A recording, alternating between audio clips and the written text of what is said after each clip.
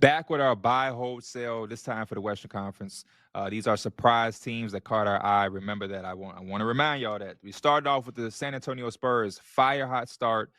Victor Wembanyama playing at the MVP level. I love everything about this team. I'm going to let y'all know right now, I'm buying. Specifically because I keep reminding people that it's one thing to have a successful regular season, but I'm also looking at some of these teams and I'm trying to project them for the postseason. And when I project and think about the San Antonio Spurs, specifically what they're doing defensively, it's going to be very hard to game plan for this team. Number one, you're talking about an alien and Victor Wembanyama. This is a guy that can get 8, 9 blocks in a single game. He'll block your shot, get the rebound, bring the ball up the floor, and then hit a step back three over your 7'1" center and make him look like a 6'2" guard, all in one play, one possession. This is all happening. So when you have to game plan for that, that gives you a whole set of things that you have to worry about. But then defensively, when you think about Stephon Castle and how he's guarding on the perimeter defense, you think about Victor Wembanyama behind him and how he's making everybody second guess themselves.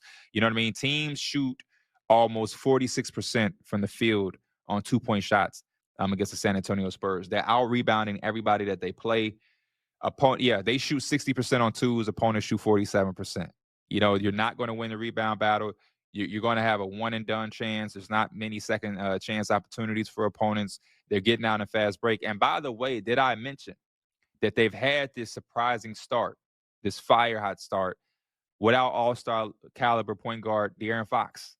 So some of the things that you look into when you watch the team, if you're looking at it from a numbers perspective, that they are flawed in, you would expect the return in the play of De'Aaron Fox to kind of fix those little things that they are struggling with. Pick and roll play will go up with De'Aaron Fox. Some of the turnover issues that we see the Spurs have because Stephon Castle is turning the ball over a bunch to start the season.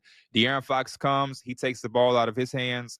You fix some of those turnover issues. Victor Wembanyama should be getting some easier looks playing off of De'Aaron Fox. The pull-up shooting that the Spurs have struggled with as a team, that goes up because of De'Aaron Fox. Paint touches, which allows defenses to collapse and creates more easier looks for guys like Devin Vassell, who just can't miss from three right now. They have been able to do all of these things without a De'Aaron Fox. So we add him to this, and it just continues to tread up. And again, defensively, they have found out how to just eliminate teams completely. They're one of the only teams in the NBA that are allowing less than 110 points per game. And I don't think that that's going to slow down at any level. And again, Vic is playing at the MVP level. So I am extremely buying the San Antonio Spurs. The Los Angeles Lakers, team that is streaking.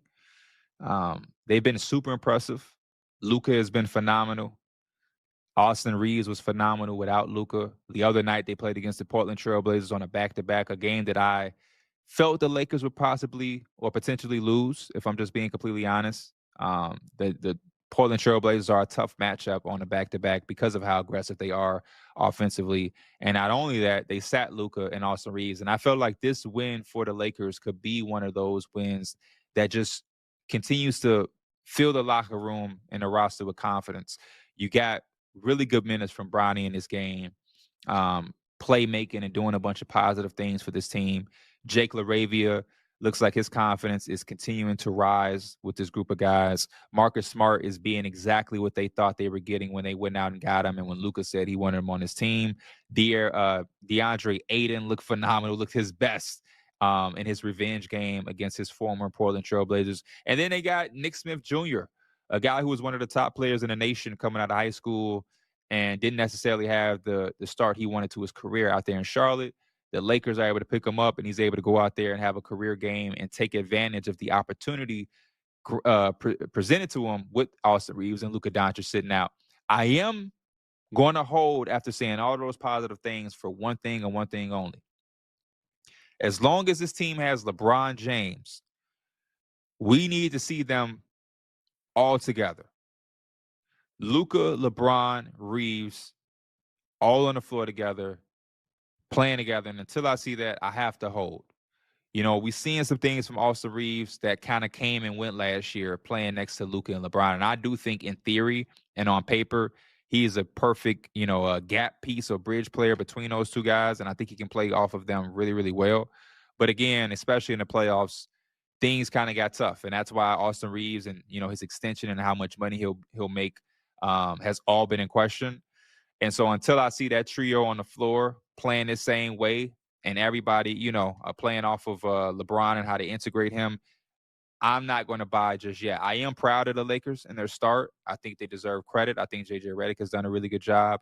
But I do think you have to see what this team looks like with a healthy trio of LeBron, Luka, and Austin Reeves. And once we get that, and if they're able to keep the same level of play, I would easily be a guy that's buying into the Los Angeles Lakers. They need to cut down the turnovers just a little bit for my liking. Next, my Portland Trailblazers. Yes, I said my Portland Trailblazers. I said this on Twitter, and we had a bunch of people that's like, my. Yeah, I told y'all before the season on Numbers on the Board, I'm inheriting two teams. The Dallas Mavericks. I don't know what made me say that. And the other team was the Portland Trailblazers. So them and my Knicks is who I'm showing my love to this year. And Heat Nation is also kind of taking me under their wing just a little bit. But I love everything with this Portland Trailblazers team. Defensively, like I talked about against the Lakers and anticipating them winning that game, they turn you over a bunch. I believe they're averaging anywhere from 12 to 13 turnovers a game for their opponents. To have Donovan Clingan, Drew Holiday, Tomani Kamara, to have those three guys really pushing this defense forward. And when he's healthy, you have Matisse Thybulle, Shaedon Sharpe looks locked in. Jeremy Grant is coming off the bench, giving you a scoring punch. I just love the energy of this team. I'm not here to project that they're going to go to the playoffs and do anything astronomical, but it feels like this is a team full of players that all have a point to prove. Even their head coach, top to bottom, there's a chip on everybody's shoulder, right? Tiago Splitter is trying to show that he is a head coach in this league. This is an opportunity with all of the stuff going on with head coach Chauncey Billups. He gets to step into this role, and they're starting off really good. It's taking notice. A lot of people are giving him a lot of credit. You also have Shaedon Sharpe trying to prove that he was worth the extension that he got. Drew Holiday kind of feels like he was, misplaced after his Boston Celtics tenure. A lot of people kind of thought about him the wrong way. He's showing that he's still able to score the ball and be multifaceted. You have Tomani Kamara or Kamara, who just got paid. He's trying to show that. Jeremy Grant value around the league has been lost. There is a point to be proven with everybody on the floor. And they have so much depth, so much versatility. They get all of these fast break looks because of the tenacity they play on defense. Denny Avia is playing at a most improved player type level. We were asking today, is he, a guy that could be a first-time All-Star? That shows just how much he's progressed as a basketball player. And I just love the swag right now. They're a team that I think is interesting because you have Damian Lillard recovering from his Achilles. There's no telling what this team could potentially look like when they get Dame back, depending on the level of play that he plays at. And it's almost at the point where you forget they still have young guard Scoot Henderson as well. So things are looking really good for Portland, and they are a team that I am going to buy in. I'm going to buy on the Portland Trailblazers. I could see them being a play-in team that is out there spoiling some people's playoff hopes. And I wouldn't be surprised if they found themselves in the playoff picture even at the end of the season. And then last but not least, the Minnesota Timberwolves. Unfortunate news for them when the Anthony Edwards injury came about. I feel like they've been kind of holding it down as best as they could without him. And that's been a surprise to me. I thought they would probably go on a little skid. But the play of Julius Randle has helped propel them into a situation where they're able to stay afloat. Now, with them staying afloat, with them winning some games and some guys stepping up, I am overall going to sell the Timberwolves. And a couple of reasons why is, number one, they just went to back-to-back conference finals. So the bar is at a level that I think is super high.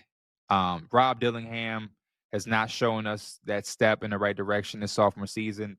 Terrence Shannon hasn't replaced Nickeil Alexander-Walker like I was anticipating. You really are starting to see the age in Mike Conley and even in Rudy. Like, Rudy is now kind of game for game. One game, he looks like the typical Rudy that we've come accustomed to seeing. The next game, Rudy looks like a older version of himself. And I just don't know if they have any avenues to really improve. So for that reason, I'm going to sell the Minnesota Timberwolves. That's my buy, hold, sell for the Western Conference. We'll be back